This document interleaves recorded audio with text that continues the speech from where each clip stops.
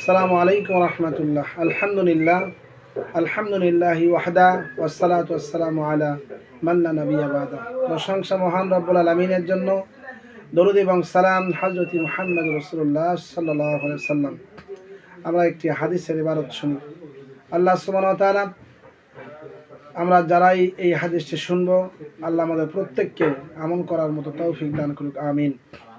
আবু যার রাদিয়াল্লাহু তাআলা قال قال رسول الله صلى الله عليه وسلم ثلاثة لا يكلم الله يوم القيامة ولا يزكيهم ولا ينظر إليهم ولا هم عذاب أليم. قال فقرأها رسول الله صلى الله عليه وسلم ثلاثة مرارا. قال أبو ذر خابوا وخسروا يا رسول الله. قال المسبل والمنان والمنافق سلعة بالحلف الكذب. رواه أبو داود 8087 নম্বর হাদিস। হযরত আবু যার রাদিয়াল্লাহু তাআলা قال হযরত আবু যার রাদিয়াল্লাহু তাআলা বলেন, ক্বালা রাসূলুল্লাহ সাল্লাল্লাহু আলাইহি ওয়াসাল্লাম, রাসূলুল্লাহ সাল্লাল্লাহু আলাইহি ওয়াসাল্লাম বলেছেন, সালাসাতুল লা ইউকাল্লিমুল্লাহু ইয়াওমাল কিয়ামাহ ওয়া লা ইউযাক্কিহিম ওয়া লা ইয়ানজুরু ইলাইহিম ওয়া লাহুম আযাবুন আলীম। আল্লাহর নবী বলেছেন, কিয়ামতের দিনে আল্লাহ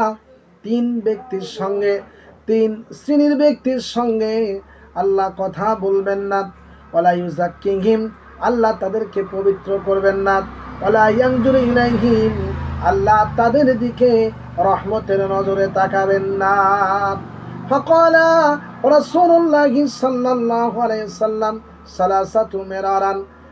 আল্লাহ নবী এই কথাটি তিনি তিনবার বললেন, একবার নয়, দুইবার নয়, তিনি তিনবার উচ্চারণ করলেন। ক্বালা আবু যার খাবু ওয়া খাসিরু মান ইয়া রাসূলুল্লাহ। হযরত আবু যার বললেন, ইয়া রাসূলুল্লাহ, হে আল্লাহর নবী, আপনি এই কথাটি তিনবার বললেন, ওই ব্যক্তির দিকে আল্লাহ রহমতের নেক নজরে তাকাবেন না, ওই ব্যক্তিকে আল্লাহ পবিত্র করবেন না, ওই ব্যক্তির সঙ্গে কথা বলবেন না।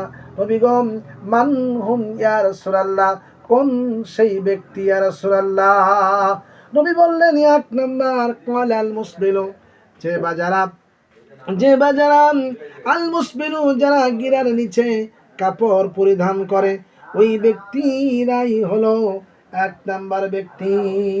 ওয়াল মান্নানু, দুই নাম্বার হলো যারা মানুষের উপকার করে, মানুষকে খোটা দান করে, ওই ব্যক্তিদের দিকেও আল্লাহ কিয়ামতের দিকে নেক নজরে তাকাবেন না। অবসাবিনু সিলআতু বিল আলিফিল কাযিব, যারা মিথ্যা কথা বলে, মানুষের সঙ্গে ধোঁকা দিয়া যারা তাদের পণ্যকে বিক্রি করে,